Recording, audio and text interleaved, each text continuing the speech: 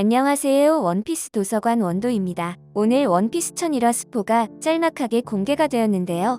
전체적인 진행 내용은 전투가 대부분을 차지한다고 합니다. 가장 중요한 부분만 먼저 가볍게 말해보겠습니다. 일단 조로가 불을 베는 기술을 보여줬다고 나오는데 두 가지를 생각해 볼 수 있습니다. 조로가 연분소들을 획득 후 사용하여 불을 베어내는 기술을 사용한 것인지, 아니면 혼자서 불을 베는 기술을 익힌 것인지, 아니면 와노쿠니에서 키네몬에게 불을 베는 기술을 배운 것인지 정확한 내용이 나와봐야 알 것 같습니다. 저는 개인적으로 쓰러져 있는 키네몬의 한마디 또는 키네몬이 불을 베는 모습을 보며 수련한 결과물일 확률이 높다고 보입니다. 아니면 혹시라도 가지고 싶어 했던 연분소들을 획득했을지도는 확률이 낮아 보입니다. 카이도 빅맘을 상대하기 위해서 불 속성에 대한 카운터 수단은 필수기 때문에 조로는 이미 대비를 했을 겁니다. 그리고 빅맘이 프로메테우스를 이용하여 루피 일행 3선장들을 공격했으나 과거 프로메테우스의 강했던 위험과 달리 뭔가 장난치며 농락당하는 느낌을 준다고 하는데 사왕 빅맘의 위험에 살짝 상처가 나는 장면이 아닌가 생각합니다. 한때 빅맘의 강함에 대한 수많은 예측들이 난무하던 시절도 있었는데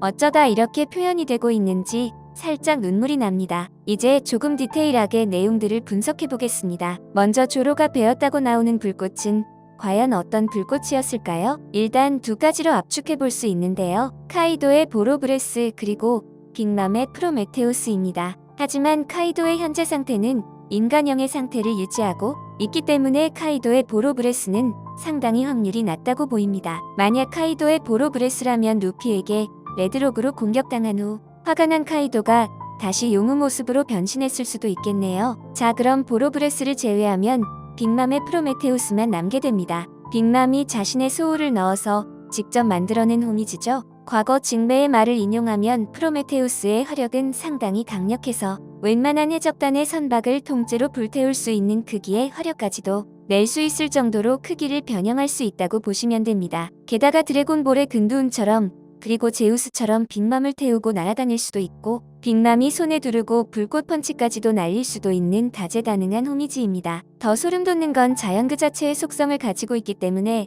아무리 무장색을 두르고 공격을 하려고 해도 타격이 안 되는 친구입니다. 과거 루피가 무장색을 두르고 공격을 시도했지만 데미지가 들어가지 않았죠. 게다가 프로메테우스의 화력이 일정 수준을 넘어서면 물로 끄는 것 자체도 불가능해집니다. 하지만 마르코의 특수한 피닉스에 불꽃으로 타격을 입은 모습을 보여줬습니다. 하지만 불꽃을 베는 능력 앞에서는 거의 공격 역시 무력화될 수밖에 없습니다. 그럼 빅맘의 원투펀치 중 하나가 무력화되어 버리는 결과로 이어지는 겁니다. 게다가 스포 내용에 따르면 프로메테우스의 공격을 손을 안 대고 막는 놀이까지 하고 있는 걸로 보아서 이미 그들에게 프로메테우스는 큰 위협의 대상이 아닐지도 모릅니다. 자, 그럼 이제 빅맘의 원투펀치 중 네운의 제우스가 남아있는데요. 저는 최근 해외 커뮤니티를 돌아다니다가 재미있는 내용을 발견했습니다. 바로 이 제우스의 공격을 무력화시킬 방법 중 하나의 키포인트를 가지고 있는 인물이 바로 키드라는 내용이었습니다. 일단 빅맘의 제우스 역시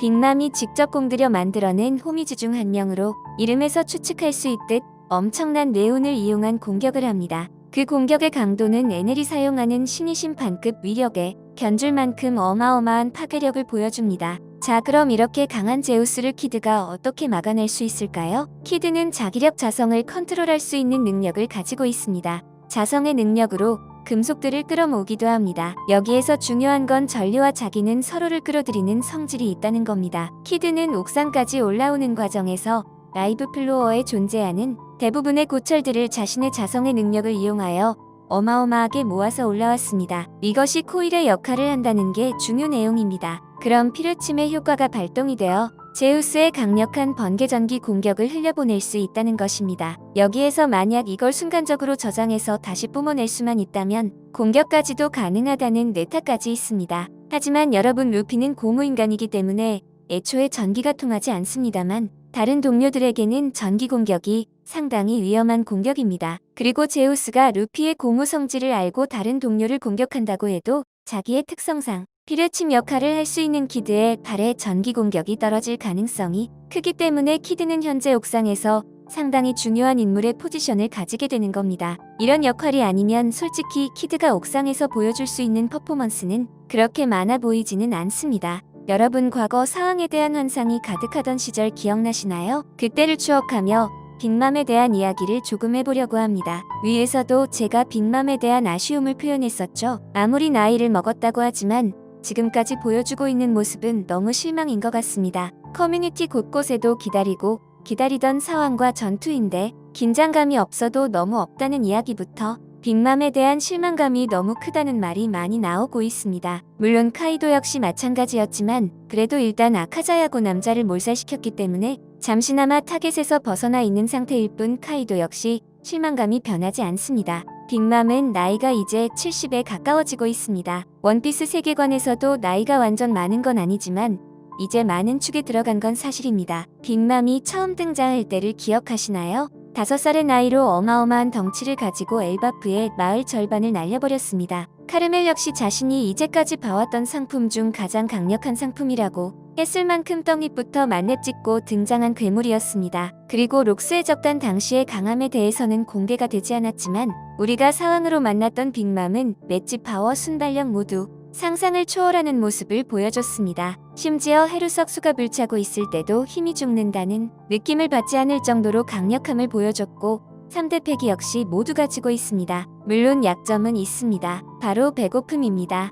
그리고 가끔 머리를 타격받았을 때 찾아오는 기억 상실 정도입니다. 그리고 보유하고 있는 세력 역시 원피스 세계관 최강의 해적단을 소유하고 있습니다. 85명의 자녀를 두고 있고 심지어 자신이 직접 낳은 자식들입니다. 세계 정부에서도 비위를 거스르면 가장 무서운 해적으로 빅맘을 뽑았고 카이도 역시 함부로 못하는 유일한 해적 중 한 명입니다. 심지어 해적왕이라는 야망까지 가지고 있는 멘탈까지 가지고 있습니다. 그냥 취미로 기분대로 해적질하는 게 아니라는 겁니다. 그리고 세력 확장 정치 역시 상당합니다. 자신이 낳은 자녀들을 이용하여 정략 결혼을 시켜서 자신의 해적단을 강화시키는 도구로도 사용하는 모습을 보여줍니다. 그리고 이런 빅맘의 이미지와 어울리지 않게 빅맘의 최종 목표는 세계 평화입니다. 물론 이게 루피가 추구하는 자유가 바탕이 되는 세계 평화는 아니지만 그래도 카이도의 파괴와 전쟁을 생각하면 월등히 높은 평가를 받을 수 있다고 보입니다. 일단 토트랜드가 오니가시마보다 훨씬 살기 좋은 것만 봐도 이해가 되실 겁니다. 저는 개인적으로